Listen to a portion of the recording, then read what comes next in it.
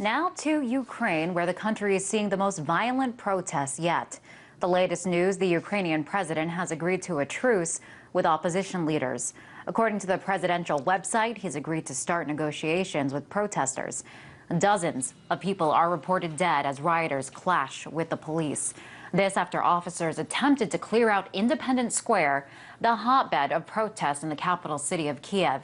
At least 9 officers were killed, according to the Interior Ministry. U.S. and European leaders are pinning the blame on the Ukrainian government for using force.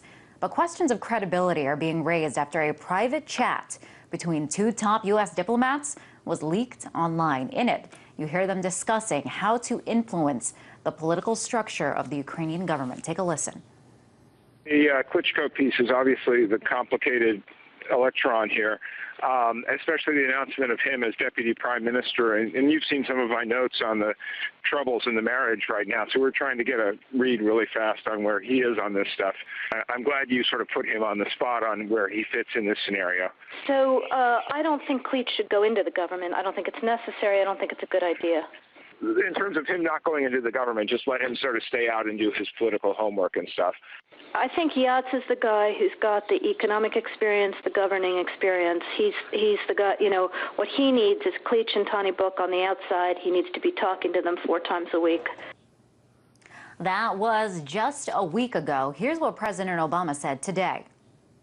We hold the Ukrainian government primarily responsible for making sure that it is dealing with peaceful protesters in an appropriate way, that the Ukrainian people are able to assemble and speak freely about their interests without fear of repression. We expect the Ukrainian government to show restraint, to not resort to violence in dealing with peaceful protesters.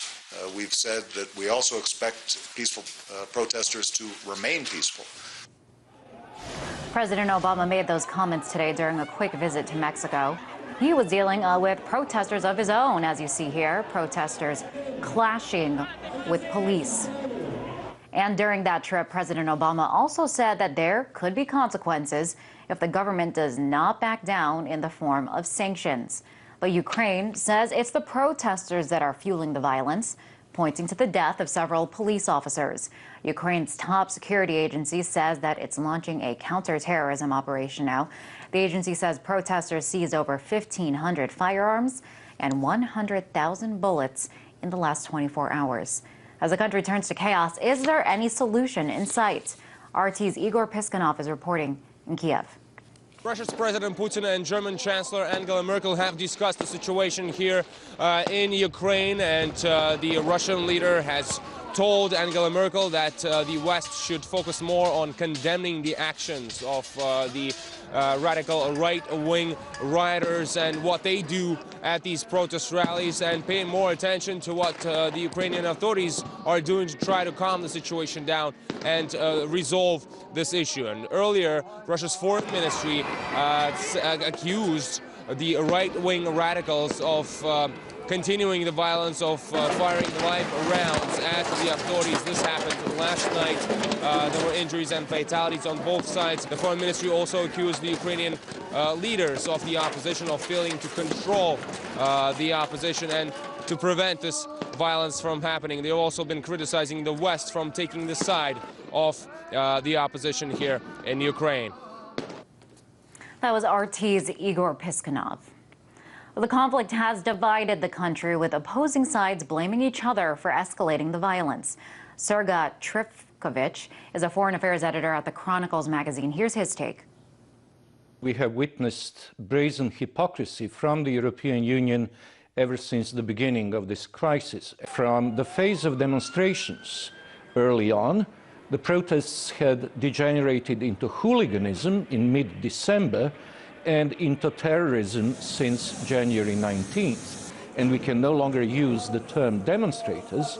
I would rather use the term rebels, because we are looking at de facto armed rebellion. For Yanukovych to continue listening to the clarion calls from the West, and he has also been called by Biden and by Kerry and asked for restraint, would be simply self-defeating, because all of these people are up to no good. They want regime change. They're interested in a geopolitical control over the key country in Central Eastern Europe. That was Srdja Trifkovic, a foreign affairs editor at the Chronicles Magazine.